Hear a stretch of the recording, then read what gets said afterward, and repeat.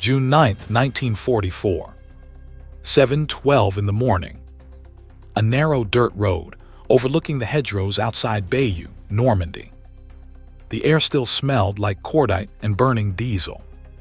From the shattered balcony of a commandeered farmhouse, Oberstleutnant Friedrich Kellermann lowered his field glasses and wiped dust from the lenses with the sleeve of his gray Wehrmacht tunic. The artillery rumble from the coast rolled inland like distant thunder. Every few seconds the earth shivered. But Kellermann wasn't watching the explosions. He was watching the road. Far below him, through the tangled green maze of Normandy hedgerows, a column of trucks crawled forward, one after another, canvas-covered backs, white stars painted on olive-drab steel. American trucks. He raised the binoculars again. One truck passed the broken gate of a stone farmhouse, then another, then another. Kellermann began counting. 21, 22, 23. 21, 22, 23. He stopped speaking aloud after 50. Because the column didn't end. It kept coming. The vehicles rolled forward with mechanical patience, their engines humming in a steady rhythm. Drivers leaned out of windows smoking cigarettes. Some laughed. One tossed an empty ration tin into a ditch as if he were driving down a peaceful country road. War to them seemed very far away. Kellermann lowered the binoculars again. He turned toward the young signals officer standing beside him. "How long have they been passing?" he asked. The lieutenant checked his watch. 3 hours, Herr Oberstleutnant. 3 hours. Kellermann stared back at the road. Still coming. Still rolling inland. And for the first time since D-Day, a quiet thought crept into his mind. Something was wrong. Not tactically wrong. Strategically wrong. He had served in the German army long enough to recognize patterns, supply movements, operational tempo, the rhythm of armies preparing to fight. And this was something else entirely. The illusion of resistance. 3 days earlier, on June 6th, the German command structure across France had been thrown into chaos. Reports flooded headquarters through the night. American airborne troops landing near St. Miraglais. British commandos storming Sword Beach. Canadian infantry pushing inland from Juno. But German staff officers still believed the invasion could be stopped. They had stopped invasions before. The Atlantic Wall had been built for exactly this moment. Concrete bunkers, interlocking machine guns, heavy artillery, minefields stretching across miles of beach. Field Marshal Erwin Rommel had warned for months that if the Allies gained a foothold, the war in France would become unwinnable. But many in the high command believed otherwise. If the Panzer divisions counterattacked quickly enough, they could throw the invasion back into the sea. That was the plan. That was always the plan. But plans depended on time. And time depended on supply. Kellermann understood that better than most officers in Normandy. Because logistics was his job. He wasn't a frontline commander. He wasn't leading tanks or infantry assaults. His responsibility was colder and more mathematical. Fuel, ammunition, transport. Every German division fighting in Normandy depended on supply calculations written on maps and ledgers inside staff tents. How many liters of fuel per kilometer? How many artillery shells per battery? How many rations per soldier? Wars were fought with courage, but they were won with trucks. Kellermann knew that better than anyone, which is why the road below him made his stomach tighten. The endless convoy. By 8:00 a.m., Kellermann had started counting again. He switched to a small notebook pulled from the breast pocket of his uniform. Every 10 trucks he made a mark. After the first 100, he drew a line. 200, 300. The column stretched farther than he could see. Occasionally, a jeep zipped past the slow-moving convoy, officers standing upright behind windshields with maps folded in their hands. Then came fuel trucks, hundreds of them, cylindrical tanks mounted on heavy chassis. Kellerman leaned forward. Fuel meant mobility. Fuel meant tanks. Fuel meant armored divisions that could move faster than German units trying to regroup. "Are they all American?" the signals officer asked quietly. Kellerman shook his head. "Not all." He pointed down the road. Mixed among the GMC trucks were British Bedford transports, Canadian supply vehicles, even bulldozers being hauled on flatbeds. This wasn't a single unit. This was an entire army moving inland. No, more than an army. An industrial machine. A different kind of battlefield. The truth was something German planners had underestimated for years. The Allies didn't fight war the same way Germany did. The Wehrmacht had always relied on speed and concentrated force. Blitzkrieg, lightning war, fast armored thrusts that shattered enemy lines before they could react. It had worked in Poland. It had worked in France in 1940. It had even worked early in the Soviet Union. But the Allies had chosen a different weapon. Production. Factories in Detroit, Birmingham, and Manchester had been working day and night since 1942. Thousands of trucks rolling off assembly lines every week. Engines, tires, spare parts, fuel pumps. Entire armies designed around supply chains. The American doctrine was simple. If soldiers needed something, they would get it. Food, fuel, ammunition, replacements, endless replacements. And now that machine had landed in Normandy. Kellerman was watching the proof roll past him one truck at a time. The math of defeat. At 9:15 a.m., Kellerman stopped counting. He closed the notebook. The number written on the page was already enough. 612 trucks. And the convoy still hadn't ended. He did a quick calculation in his head. A single truck carried roughly 2.5 tons of supplies. Multiply that by 600. More than 1,500 tons. And that was only one road. Only one convoy. Only one morning. Kellerman slowly exhaled.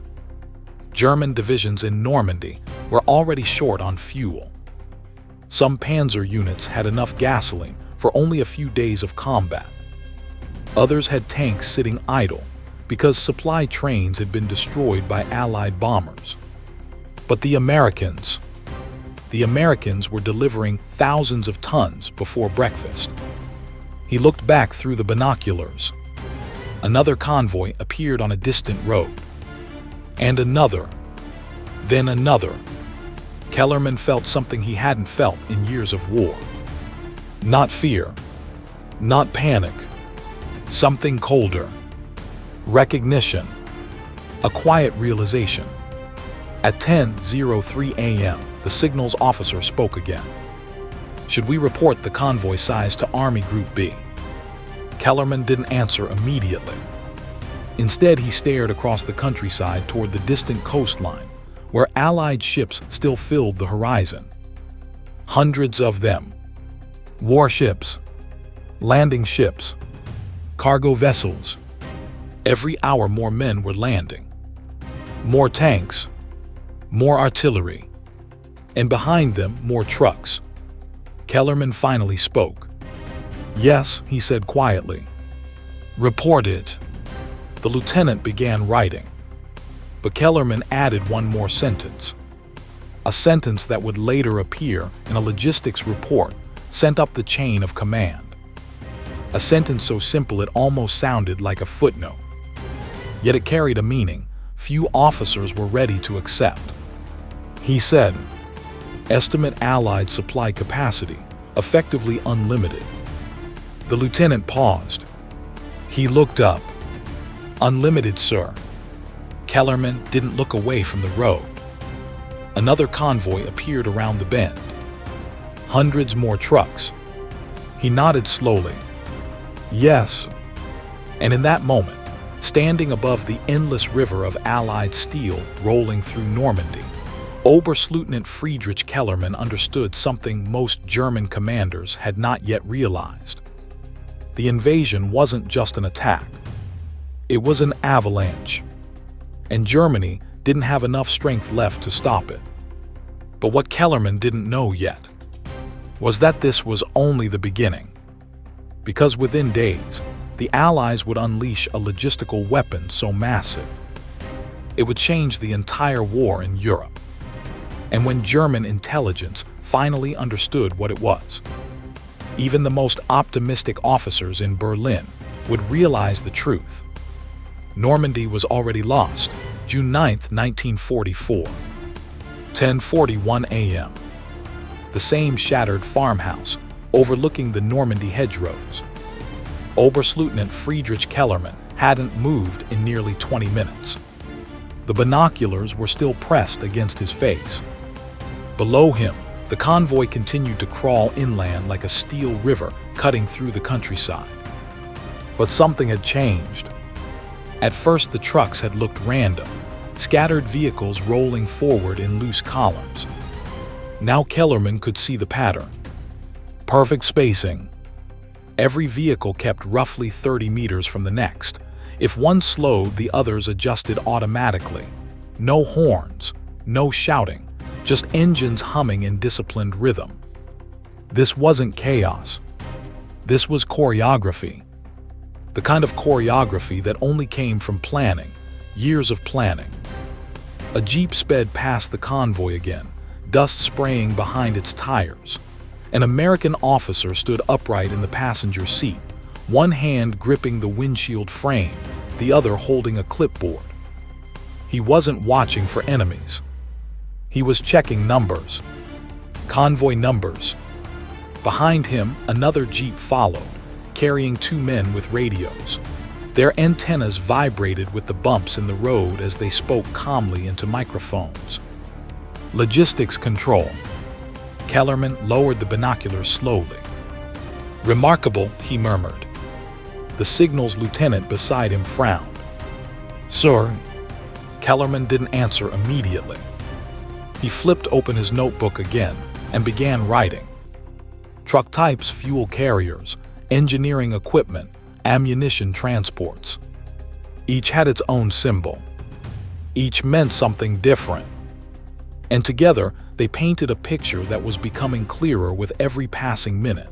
For months, German intelligence had tried to predict how the Allies would invade France. The obvious answer had always been Pas-de-Calais, the narrowest point across the English Channel.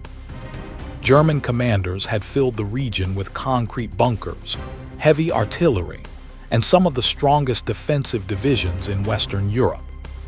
But the invasion had come to Normandy instead.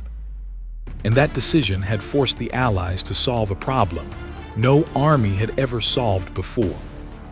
How do you supply hundreds of thousands of soldiers across an open beach with no functioning ports? The answer was something almost unbelievable. They brought the ports with them. Floating ports. Artificial harbors built in pieces inside British shipyards.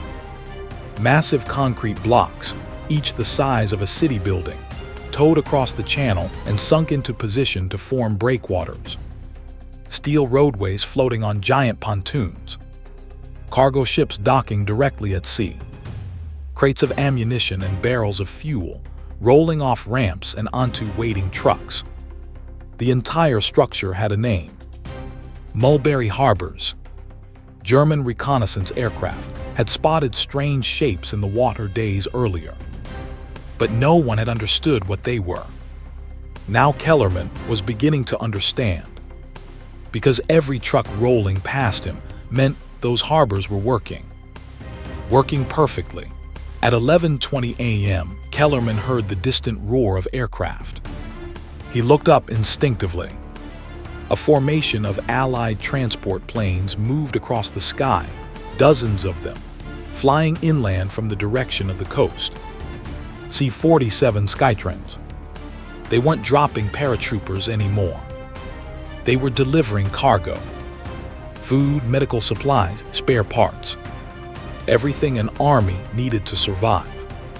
The signals officer watched them pass overhead. "How many men have they landed so far?" he asked. Kellerman already knew the estimate.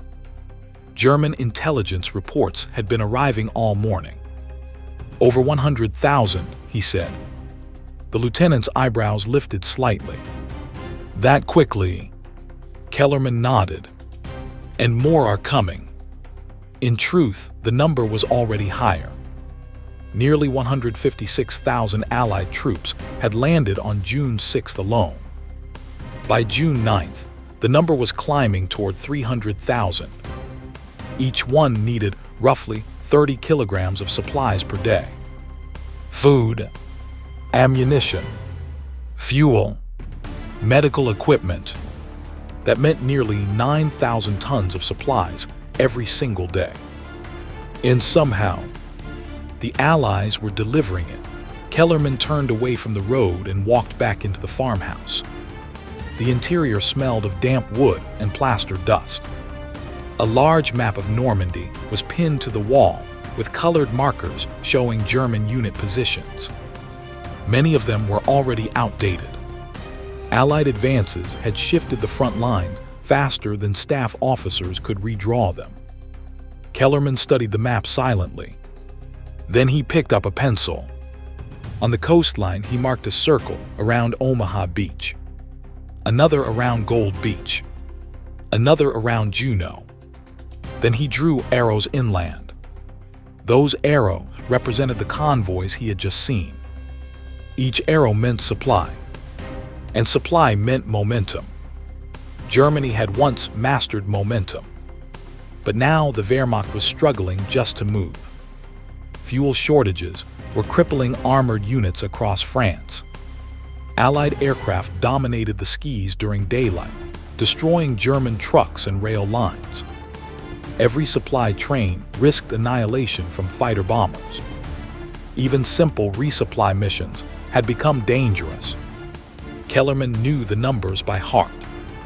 In 1940, during the invasion of France, German forces had relied heavily on horse-drawn wagons.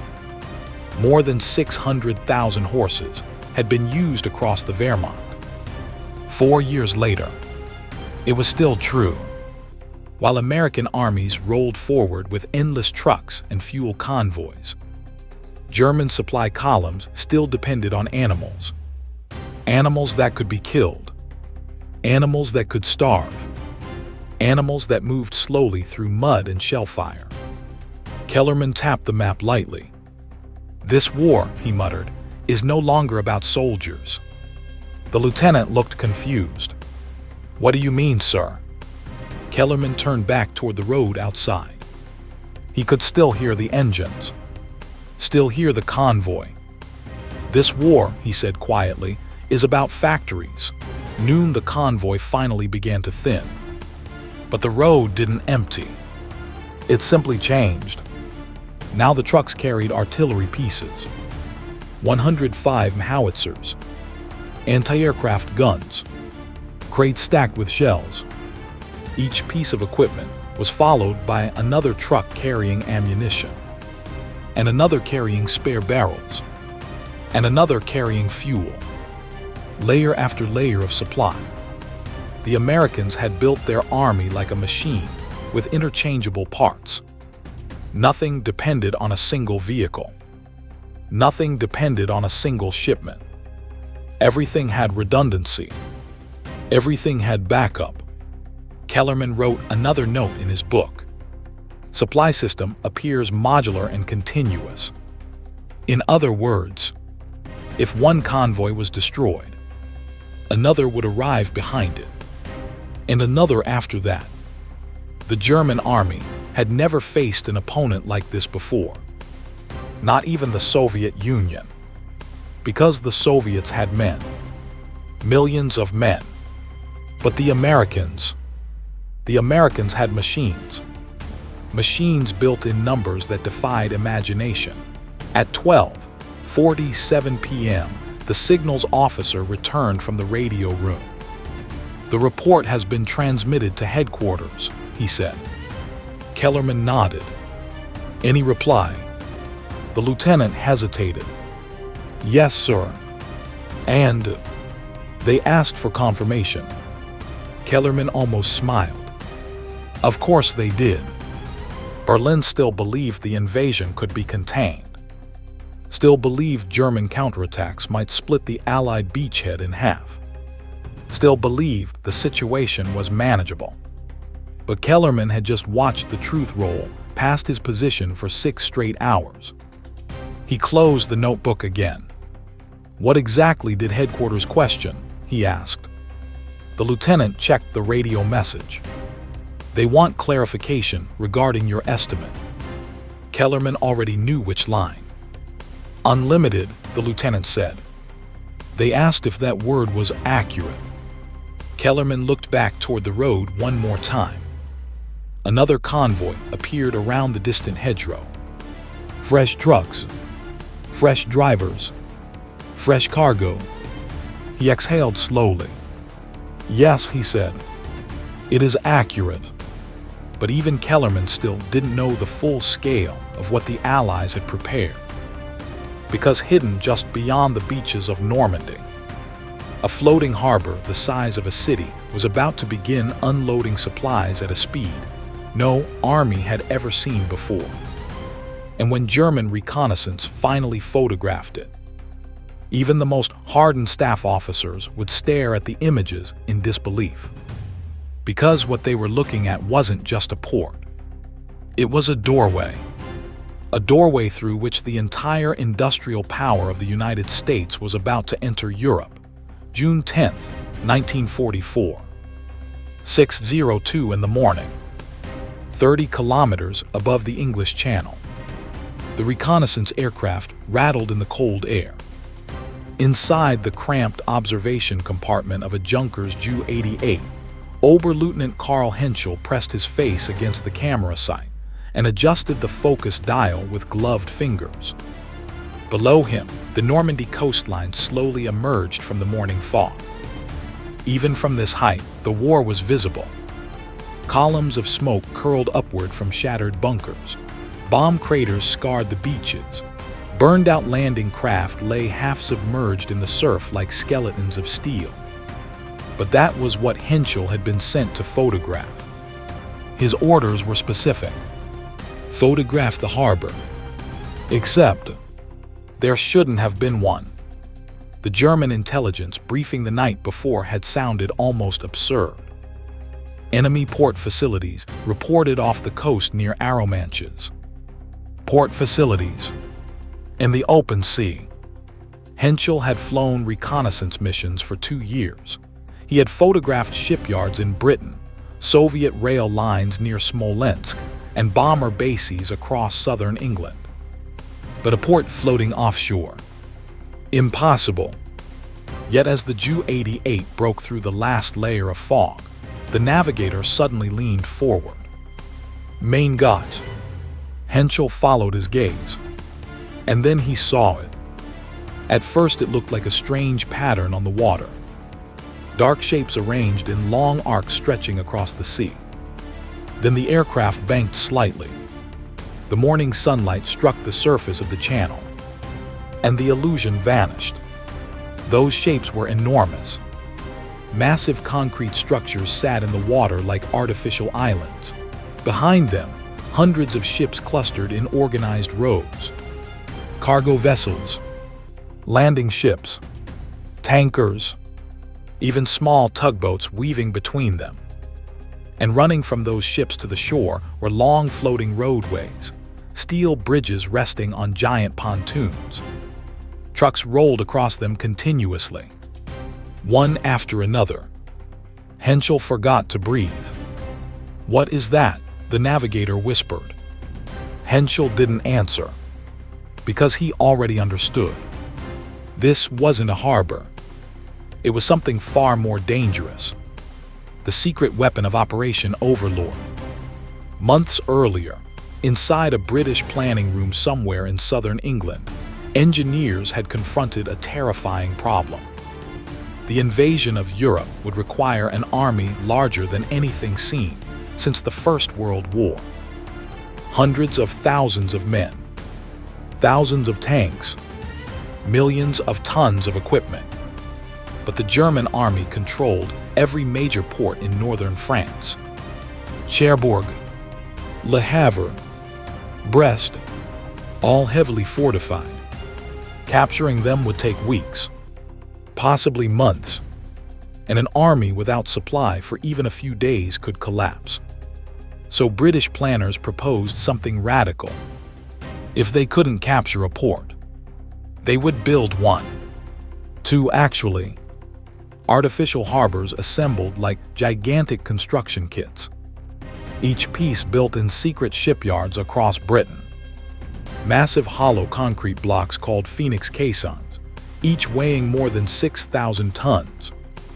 Floating steel roadways called whales. Anchor points called spuds that could rise and fall with the tide. Entire breakwaters formed by deliberately sinking old ships, the so-called gooseberries. All of it designed to create calm water where cargo ships could unload safely. The project had a code name, Mulberry. Even many Allied commanders thought the idea sounded insane. One American admiral reportedly joked, "Don't worry about the ports. The engineers say they'll just build some." But now, flying over Normandy, Carl Henschel was staring directly at the result. A city on the sea. The Ju-88 circled cautiously at high altitude. Henschel began taking photographs rapidly. Clicking, clicking, clicking. Every image revealed something more shocking. The harbor stretched for kilometers.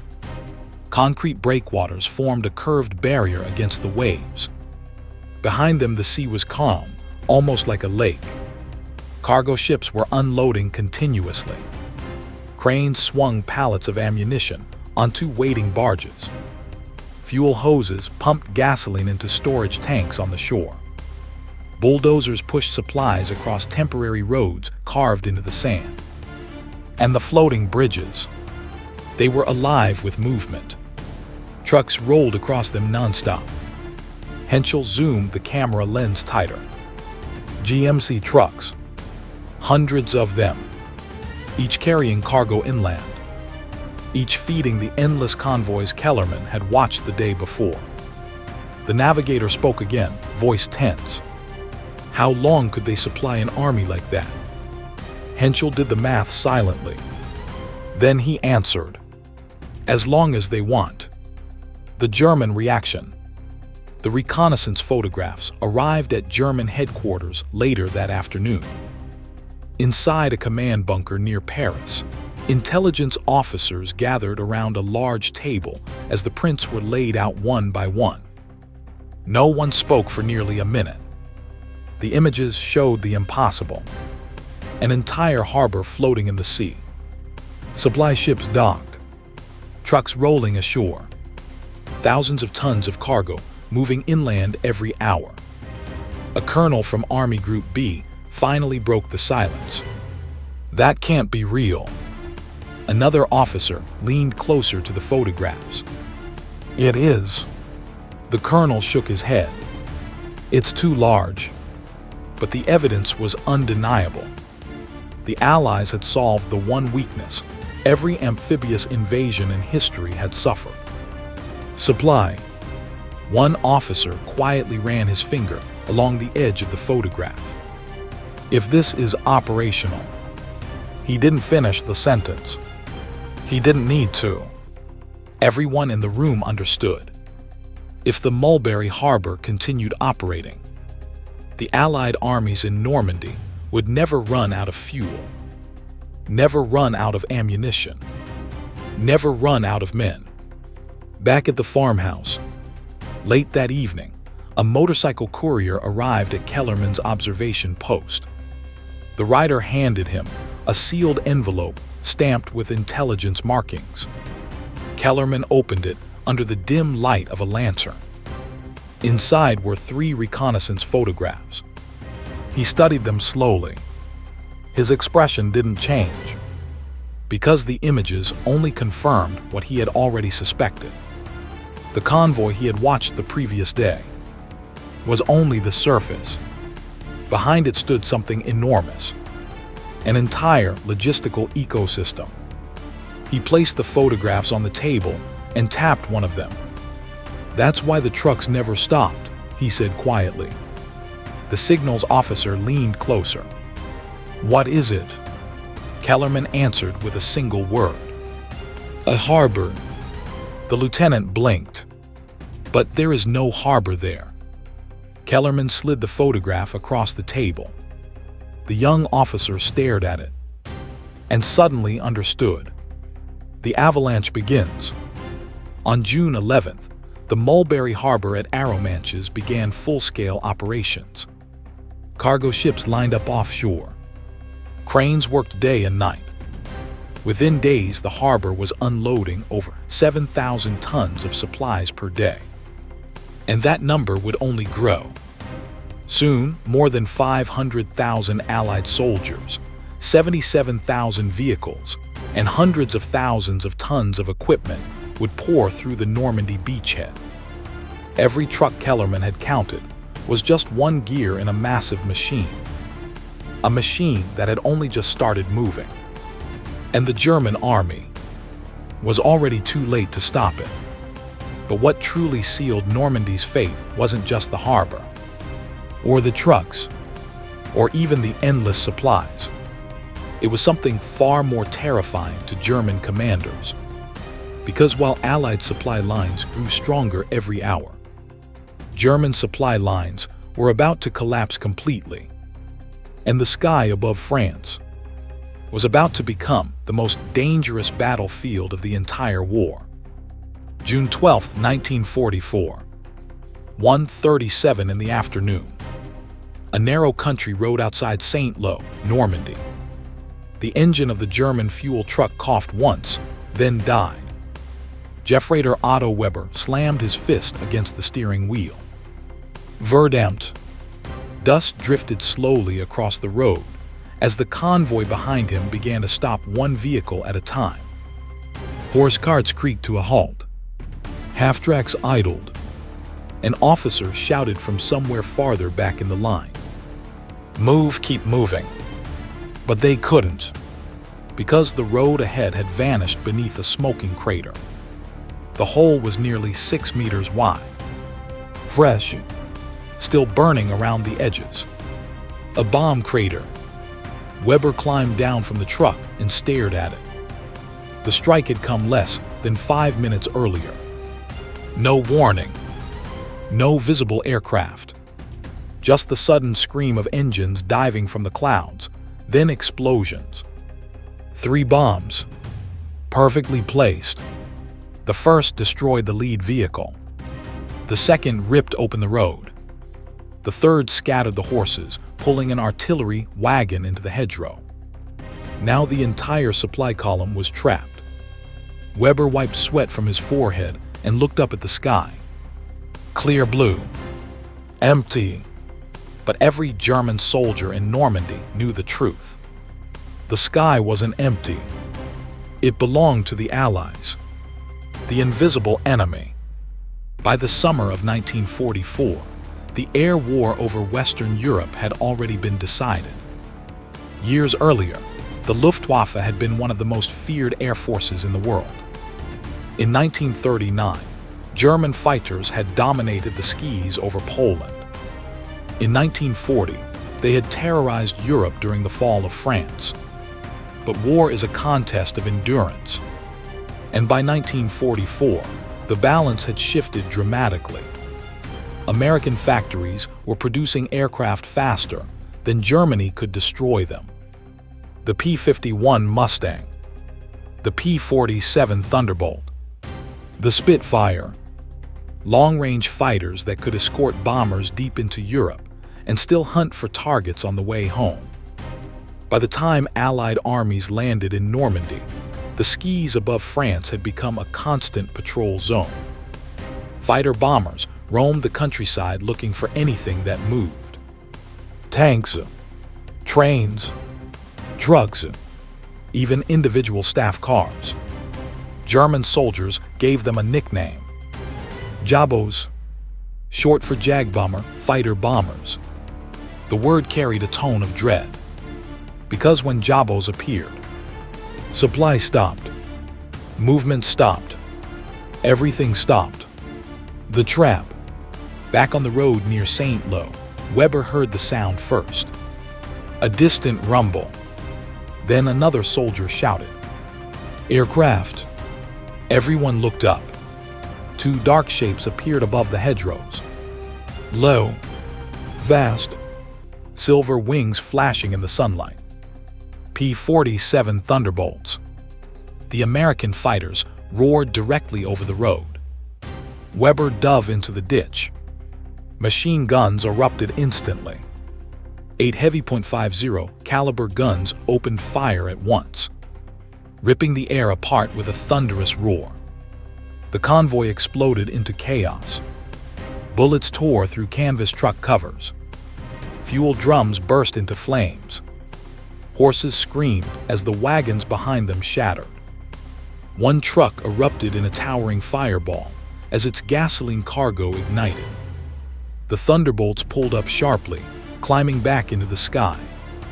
For a moment, there was silence again. Smoke drifted across the road.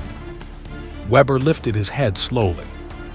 Half the convoy was burning, and the Americans weren't finished. Logistics under fire. 20 kilometers away, inside a field command post, Oberstleutnant Friedrich Kellermann listened to another report arriving over the radio. He didn't even need to read the message. He already knew what it would say. Another supply column destroyed. Another rail junction bombed. Another fuel depot gone. These reports had been arriving every hour for days. Kellermann rubbed his temples. German logistics in Normandy had become a nightmare. During daylight hours, trucks could barely move. Allied aircraft hunted them relentlessly. Drivers often hid vehicles under trees and waited until nightfall before continuing. But even nighttime wasn't safe anymore. Allied radar-equipped aircraft could detect movement after dark, and reconnaissance planes photographed roads every morning. The result was catastrophic. Fuel deliveries were delayed. Ammunition arrived late. Entire divisions found themselves fighting without the supplies they needed. Kellermann walked to the map again. He marked another destroyed convoy. Then another. Then another. The red pencil marks were beginning to cover the entire region. The numbers no one could ignore. By mid-June, the difference between the two armies had become painfully clear. The Allies were landing thousands of vehicles every day through the Mulberry Harbor and the beaches. Meanwhile, German supply lines were shrinking. Railways had been bombed repeatedly across France. Bridges were destroyed. Fuel trains struggled to reach the front. And whatever supplies did arrive still had to survive the Jabos. Kellermann had calculated the numbers again that morning. The result was brutal. The Allied armies in Normandy were receiving several times more supplies than the German defenders. Not just more, exponentially more. Fuel, artillery shells, medical equipment, replacement vehicles, even fresh uniforms and hot meals. German soldiers, meanwhile, were rationing ammunition. Tanks sometimes had to remain hidden because there wasn't enough gasoline to move them. Kellermann stared at the map again. It was no longer a question of tactics, or strategy, or courage. It was mathematics. And the mathematics were merciless. The moment the front began to crack. On June 13th, new intelligence arrived at Kellermann's post. American armored divisions had begun pushing deeper inland. Not cautiously, aggressively, because they could. Every kilometer they advanced was immediately supported by new supply convoys. Fuel trucks followed tanks. Ammunition trucks followed artillery. Engineering units repaired roads behind them almost instantly. The system worked like a moving organism. Self-repairing, self-sustaining. Kellerman looked out toward the distant horizon.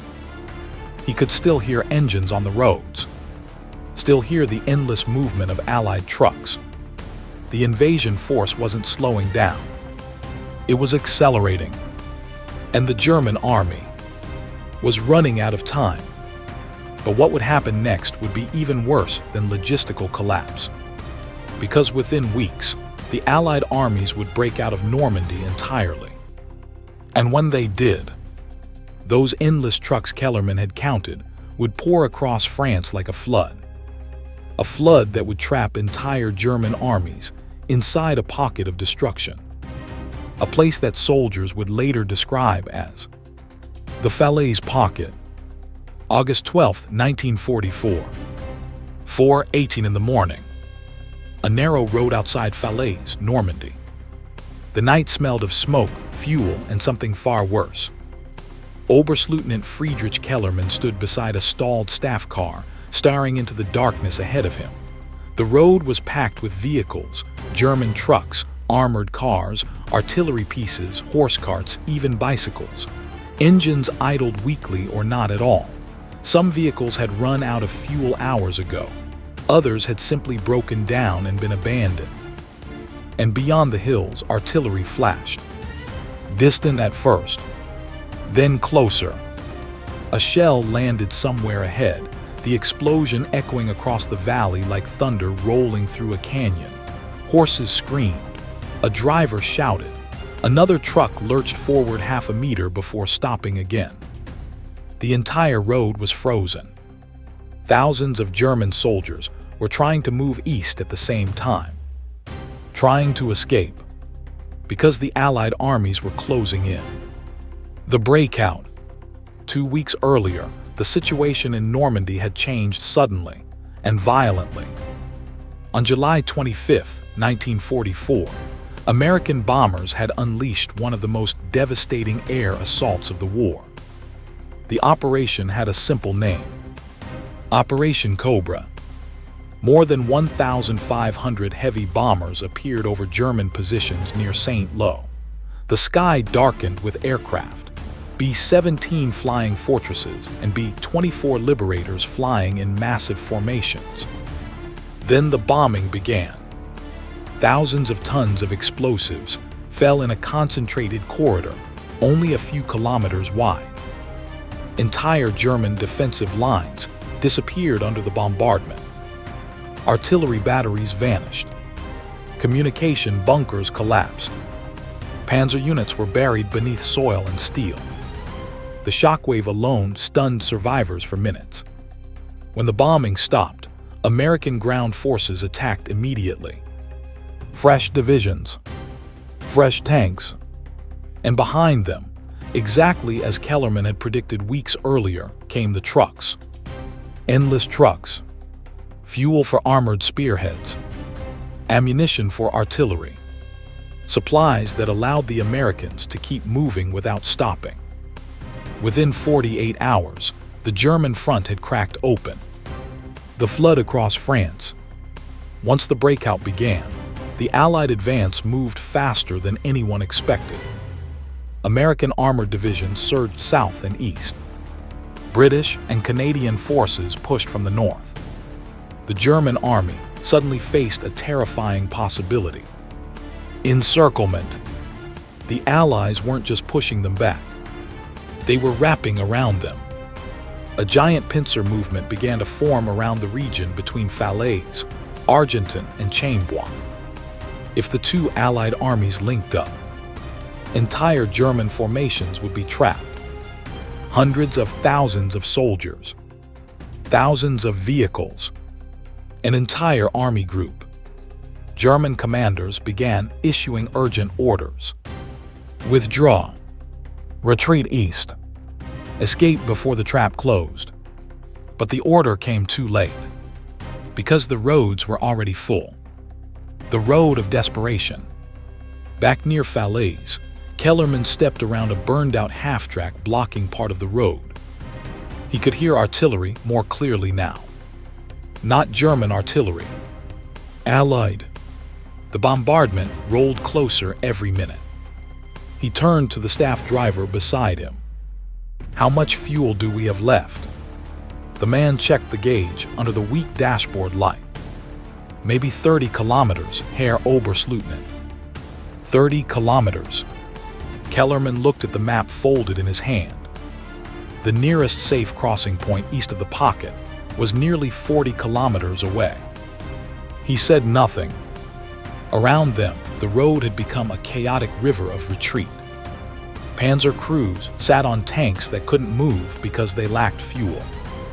Infantry marched beside horse wagons piled with ammunition. Medical trucks crawled forward carrying wounded soldiers who stared silently into the darkness. Some units had abandoned vehicles entirely and continued on foot. Others simply waited, hoping the road ahead would clear. But it didn't, because every road out of the pocket was now under attack. The sky returns. At 5:06 a.m., the first aircraft appeared. Someone shouted, "Jabos!" Even in the half-light of dawn, the sound was unmistakable.